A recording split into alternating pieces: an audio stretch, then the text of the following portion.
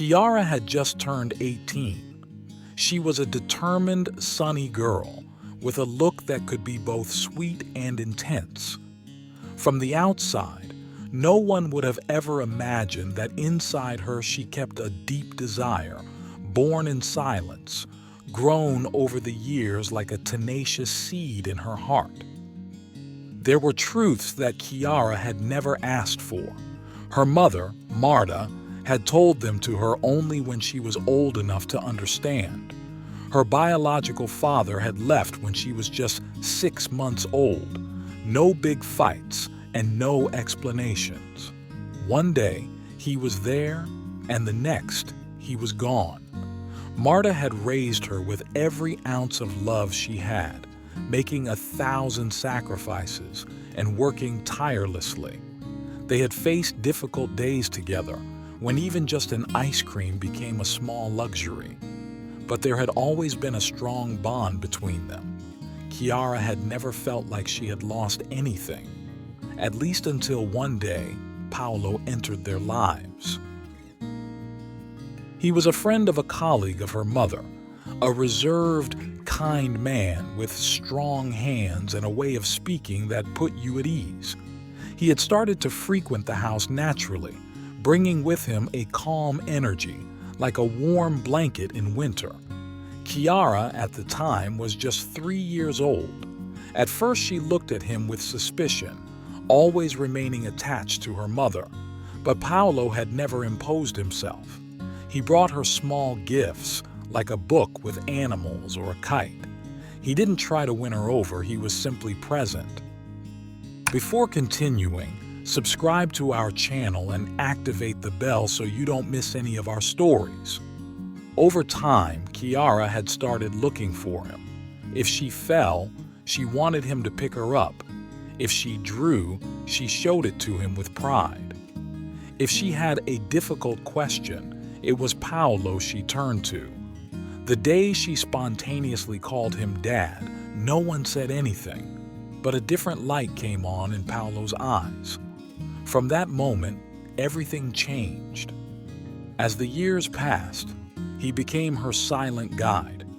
He was there when she learned to ride a bike, when she was afraid of thunderstorms, when she came home sad after a bad day at school. He was with her when she made the nativity scene, when she needed cookies at Christmas, when she tried math problems. She had learned to write her name next to his, but never in any document was that name truly linked to her. The last name, that trivial detail for many, had always been a small, dull pain for Kiara. At school, at medical visits, when they collected the postal packages, she had a different last name from the one she felt was her father. And each time, she had to explain, justify, lower her gaze. She had never had the courage to talk about it openly. But as she grew up, that desire had become stronger and stronger. And as soon as she came of age, Kiara knew she could choose. It was time to do something to give back to Paolo, at least a part of what he had given to her.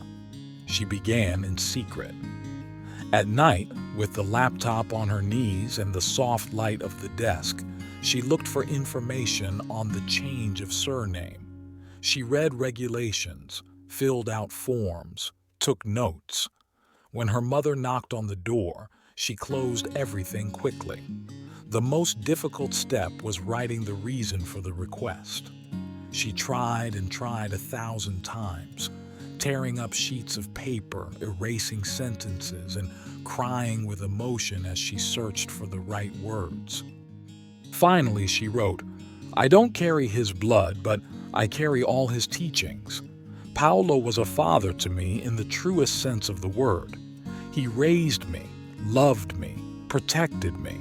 Everything I am, I also owe to him. I would like to carry his last name to honor him, to thank him, and to feel it as an official part of my identity." One morning, with trembling hands, she handed in the request. In the days that followed, every sound from her cell phone made her heart race. She was afraid of a refusal, of a bureaucratic complication, of having to explain too much. But then, finally, the approval came. In her hand, she held the document with the new name, Chiara Bianchi. She looked at it for a long time, smiling and holding it to her chest. It wasn't just a piece of paper. For her, it was a declaration of love. She decided she would tell Paolo with a gesture. She didn't want explanations. She didn't want rhetoric. Just a pure, sincere moment, like all the ones she had lived with him. She took a white envelope and put a photo inside, her at 5 years old sitting on the kitchen table with her face smeared with flour, and Paolo holding her up with his hands dirty with dough. It was the day of their first cake.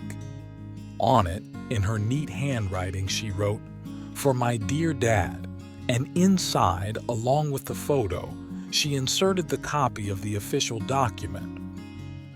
She found him in the garden, busy arranging the plants with the radio on in the background. She approached slowly, her heart in her throat. "Dad, I have something for you." He turned around, surprised but calm. He dried his hands on his apron and took the envelope. He opened the photo first. He looked at it with a smile full of nostalgia. Then, as his eyes scanned the document, the smile turned into amazement. He read and reread and stopped. Then he looked up at her. "Chiara, what is it?" "It's my new last name, our last name. Now we are truly father and daughter, even on paper." He put a hand to his mouth. He didn't say anything for long seconds. Tears fell slowly, without shame. It was as if he had been waiting for that moment all his life without knowing it. "So, do you really want it?" he murmured. "Yes, I've always wanted it. Only now I can." Paolo came closer and hugged her like never before. It was a different hug, full of old and new emotions, of words left unsaid, of promises kept without asking for anything in return. Marta, who at that moment was looking out the window with a dishcloth still in her hands, saw them embracing in the middle of the garden. She stopped, as if paralyzed, and for a moment it seemed to her that time had stopped. She slowly brought her hands to her chest, as if to contain the wave of emotion that was rising from her heart. Tears began to flow silently without needing explanations. She had understood everything. She had grasped in that embrace everything that words had not said. At that moment, there was no need to add anything. No one spoke. But in the air, there was something powerful, something sacred, a bond that had become eternal. From that day on, Chiara no longer felt that bitter pang when someone called her by her last name. She no longer felt that subtle distance, that silent emptiness that had accompanied her for years. Every time she read or heard Chiara Bianchi, her heart filled with a deep calm, a silent gratitude. It wasn't just a new name, it was a home, an acknowledgement, a truth finally written on documents. She had become Paolo's daughter twice, the first time for love, the second time by choice. And that choice, so conscious and free, had transformed their bond into something that no one could ever question. Did you like this story? Leave a comment below. Thanks for watching the video till the end, and see you next story.